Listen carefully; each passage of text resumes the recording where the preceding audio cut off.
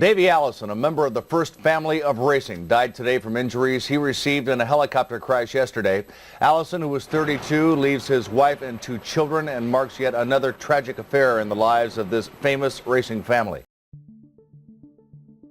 Davey Allison's untimely passing remains one of NASCAR's biggest what-if stories to this day, leaving fans and fellow drivers wondering about what could have been. At the height of his racing career, he was a force to be reckoned with, a champion on the track, and a beloved figure in the sport. Yet, on an ordinary day, fate took a cruel turn. Join us as we journey through the remarkable life of Davey Allison, a tale of speed, success, and the horrifying accident that robbed the world of motorsport of one of its brightest talents. Davey Allison was born on February 25, 1961 in Hollywood, Florida. He was born to race, as he was the son of racing legend Bobby Allison, and in a funny twist of fate, Davey was born on the eve of Bobby's first Daytona 500. The next day, Bobby went back to Daytona and finished 31st in the 500, earning $200 for his newly acquired family. At an early age, Davey was already active in sports, with a particular interest in football. Yet it surprised no one when he expressed his desire to become a race car driver, aiming to follow in his father's footsteps. When Davey turned 16, he got a first-hand look at what it meant to work on race cars, and he told his dad that this is what he really wanted to do. Looking out of his shop's window, his dad pointed to the workshop full of tools and encouraged Davey to start working towards his goal. Initially, Davey's aspirations seemed to be more talk than action. However, by his junior year in high school, he started to get more serious about it, and soon he began spending late nights in the engine shop alongside his dad, sacrificing sleep for the sake of learning, even if it meant he was tired at school the next day. On one of these evenings, Davey approached his father with the question to assemble a car on his own, with his dad just watching to make sure he didn't make any mistakes. Witnessing how hard Davey worked on the car, his dad realized Davey was truly passionate about racing, even though his grades started to drop. His 4th grade teacher even wrote in his school records, "He thinks too much about racing." And in the 5th grade, the comments hadn't changed. "In every classroom, he daydreams about racing," his teacher noted. After graduating early, Davey immediately started working with his father's Cup Series racing team. There, he was allowed to use his dad's workshop and tools to build his first race car, a Chevrolet Nova, a car he built from an old shell that his uncle had given him. This project was a team effort with his friends, humorously dubbed the Peach Fuzz Gang, because all of them aspired to grow impressive facial hair but had been unable to do so. On April 22, 1979, Davey Allison made his racing debut in Birmingham, supported by the Peach Fuzz Gang, his father Bobby Allison, and a few of his crew members.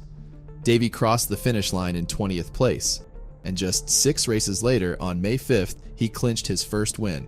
This victory began to shift perceptions. People started to realize that he wasn't just Bobby Allison's son trying to follow in his dad's footsteps. He was Davey Allison, who was probably going to be a pretty good race car driver. He quickly established himself as a force to be reckoned with, and by 1983, Davey was a familiar face on the winner's podium and began competing in the Automobile Racing Club of America series. That year, he claimed victories in 2 ARCA races at Talladega Superspeedway, his home circuit. This performance earned him the title of ARCA Rookie of the Year in 1984, and he finished 2nd in the overall series standings. But this was not it, as the year 1987 marked a significant milestone in Davey's career, redefining what it meant to be a rookie, as he was the first rookie to set the record, with 5 pole positions and 2 wins in 1987. Racing his number 28 Ford Thunderbird, Davey was the first rookie to qualify on the front row for the Daytona 500, securing the 2nd spot with a speed of 209 miles per hour. And with only 10 Winston Cup races under his belt, and this being the 2nd race of the season, he took home his first Cup Series win. His victories at Talladega and Dover made him the only rookie to win 2 superspeedway races in his debut season. Davey even almost won 3 more races that season, only to finish 2nd by margins ranging from less than 1 second to 2 seconds. He finished the season in 21st place in points, earned the Rookie of the Year title, and set a new record for rookie earnings. Not stopping there, Davey not only continued his success in the 1991 season, but also set a new record by leading more races, more times, and for more miles than any other driver in Winston Cup history up to that point. He led in 23 races, led 73 times, and covered a total of 1,879.12 miles as the race leader. In 1992, Davey had a season filled with the highest peaks and the deepest lows that one could imagine. He won the Daytona 500, the Winston 500, and also made history by becoming the first driver to win the All-Star events at Charlotte in consecutive years, achieving victories in 1991 and 1992. Heading into Pocono, Davey was leading in points, but then he suffered a horrific wreck. Remarkably, this incident happened at the exact same track where 4 years earlier in 1988, Davey's father, Bobby Allison, had suffered a terrifying crash that ended his racing career and nearly took his life. During the 1992 Pocono race, Davey showcased his dominance in the first 350 miles of the race. However, in a sudden turn of events, Darrell Waltrip's car made contact with Davey's, causing it to slide onto the grass before flipping and spinning in the air. Pieces of metal and engine parts were scattered all over the place, covering a distance of approximately 3,000 feet. Davey suffered a broken arm, broken wrist, broken collarbone, and bruised eyes. This was his fourth accident this season and the third serious one.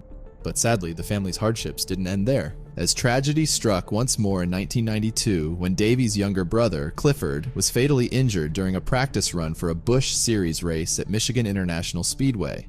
Clifford's car spun in turn 4 and collided with the concrete wall on the driver's side. He passed away shortly after while being transported to the hospital at the young age of 27. But despite this heartbreaking tragedy, Davey pushed through, reaching the peak of his NASCAR career by the age of 32 in 1993.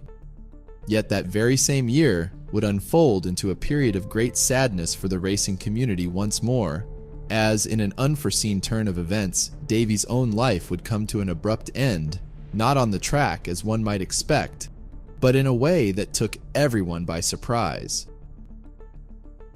On July 12, 1993, Davey Allison boarded his newly acquired Hughes 369 HS helicopter to fly to the Talladega Superspeedway. On a whim, he decided to go watch his family friend Neil Bonnet and his son David Bonnet, who were testing a car for David's Busch Series debut. Davey had started helicopter flying lessons at Mount Airy, Surrey County Airport in early 1992, and after logging the required 55 hours of flight time, he earned his pilot's license just a few months later. His flight instructor, Wenzel, recalled, Davey was thrilled about learning to fly a helicopter like a kid in a candy store. So, on that beautiful summer day in 1993, about 1 year after getting his license, Davey Allison picked up his friend and fellow racer Red Farmer before heading toward the Talladega Superspeedway. Davey didn't have much experience flying helicopters, especially the turbine-powered kind he was flying that day, but he successfully flew his newly acquired toy towards the track, coming in nice and smooth. However, just when he was inches away from a successful landing, something went horribly wrong.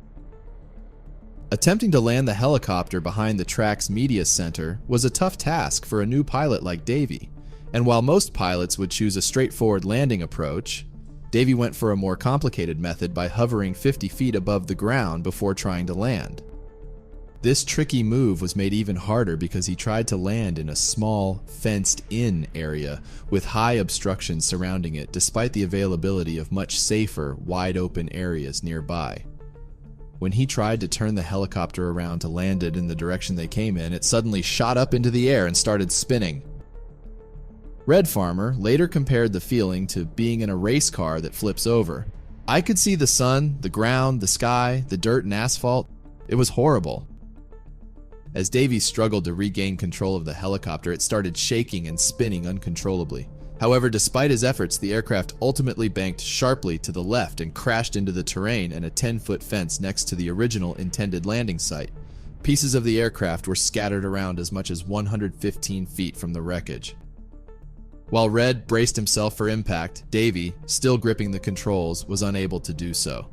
Additionally, Davey wasn't wearing his shoulder harness, which caused him to slide and hit his head upon impact. Red urgently shouted to Davey, "We gotta get out, it's going to catch on fire." But Davey was hanging straight up above Red in the air. Yet, it wouldn't be wise to undo Davey's seatbelt because doing so might cause him to crash down, potentially resulting in more harm than hanging in place. And since Red broke a collarbone and several ribs in the crash, he couldn't undo the seatbelt and hold Davey up at the same time. But just as Red began to crawl through the shattered windshield of the helicopter, NASCAR star Neil Bonnet rushed up. And with the turbine engine still running at full throttle, Neil quickly assisted Red out of the wreck. However, Davey was unresponsive and remained trapped until the paramedics got there. After being freed, he was quickly taken to the hospital for emergency surgery to remove a blood clot between his brain and skull and was placed in a coma. Sadly, despite the efforts to alleviate pressure on his brain, the surgery proved unsuccessful.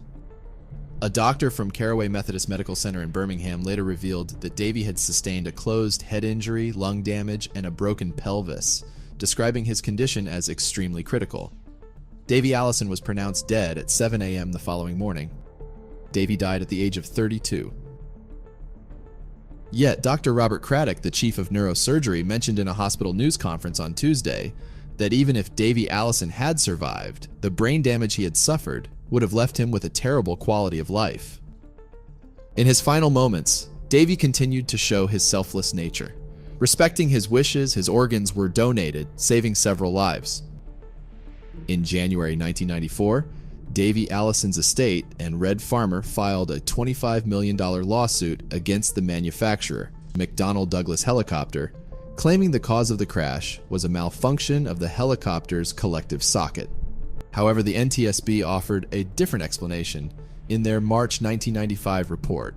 They attributed the crash to Davey Allison's lack of experience with helicopters and a poor in-flight decision to land downwind in a confined area that was surrounded by high obstructions. The board also listed Davey's failure to properly compensate for the tailwind condition as a likely crash cause. Davey had accumulated approximately 54 hours of flight time in helicopters and had flown a total of 9 hours in the Hughes 369HS, but at no time during the 3 hours of flight instruction had he practiced a downwind landing. Furthermore, NTSB investigator Rolf Sasser said there was no indication of failure of that socket before the accident. There was also no evidence of any fatigue failure. In fact, the failure of that socket would not be consistent with the loss of control that we found and witnesses stated that occurred. In August 1995, a judge ruled against the Davey Allison estate in their lawsuit against McDonnell Douglas Helicopter. The court determined that the specific cause of the crash was irrelevant to the case's outcome. This decision was influenced by evidence that the shoulder harnesses, which were part of the helicopter's original equipment, had been removed. An expert in biomechanics testified that both Davey's and Red Farmer's injuries, including Davey's fatal injuries, could have been prevented if they had been wearing the shoulder harnesses originally provided in the helicopter. This testimony relieved the manufacturer of any liabilities. But despite this, there were rumors that McDonnell Douglas settled with the Davey Allison estate in 1996 for an undisclosed amount without admitting any fault. "He's the luckiest man in the world," Father Louis Giardino said in a eulogy during Davey's funeral service. "As you look back over his life, his family, his wife, his kids, his career, I don't think you could ever disagree that he was the luckiest fella who ever walked. If we were here celebrating the end of the season, Davey would look back and say that it had been a very successful life and season." Davey Allison was laid to rest in his signature black Texaco racing suit, capped with a Davey Allison baseball-style cap, next to his brother Clifford, who tragically died just 11 months prior. Davey's legacy was cemented with his posthumous induction into the International Motorsports Hall of Fame in 1998, followed by his NASCAR Hall of Fame induction in 2019. Many believe that there's a good chance Davey could have won the 1993 championship. After the final race of the season, Dale Earnhardt and Rusty Wallace honored him with a Polish victory lap, flags in hand, commemorating Davey. Throughout his stellar NASCAR Winston Cup run, Davey secured 19 victories, 66 top 5, and 92 top 10 finishes, along with 14 pole positions, earning $6.7 million. Davey's memory lives on through his wife, Liz, and their 2 children, Krista Marie and Robert Robbie Gray. At the time of Davey's tragic accident, his son Robbie was just 2 weeks shy of his 2nd birthday. But even at that time, it seemed inevitable that Robbie would eventually follow in his father's racing path. "People call me Davey constantly," he noticed, "and I often would feel my dad around me or with me, almost kind of pushing me along. But a serious accident at the age of 9 led his mother to put the brakes on his racing career for over 10 years. Yet in his early 20s, a strong, unexplainable desire drew Robbie back to racing. It was about feeling closer to my dad, my family, and finding my own connection with myself and with God," he explained. As we close the chapter on the remarkable story of Davey Allison, we're reminded of the indelible mark he left on the world of racing and the hearts of those who knew him. From his awe-inspiring triumphs on the track to the profound legacy he left behind, Davey's spirit continues to inspire and resonate. His legendary career was marked by countless victories, fierce determination, and an unbreakable spirit. I've worked for a long time to get to this stage, and I've had one goal in mind, and that's to get to the top and try to stay there.